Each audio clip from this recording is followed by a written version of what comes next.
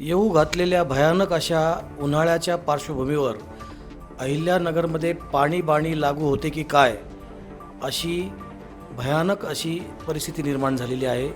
हे संकट आता अहिल्यानगरच्या दारात आलेलं आहे, कारण अहिल्यानगरमध्ये पाणीबाणी लागू होईल अशी अवस्था निर्माण झाली आहे।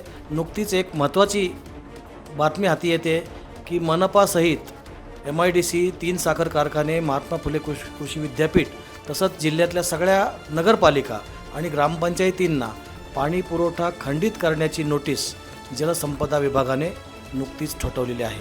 कारण काय तर 24,64,00,000 रुपयाची थकबाकी पाण्याची झालेली आहे आणि त्याच्यामध्ये एकट्या अहिल्यानगर महानगरपालिकेची थकबाकी 13.5 कोटी रुपयाच्या घरात आहे। अशाच प्रकारची परिस्थिती 4-5 वर्षापूर्वी देखील निर्माण झाली होती। पाणी कट, लाईट कट अशी महानगरपालिकेची अवस्था त्यावेळेस देखील झालेली होती।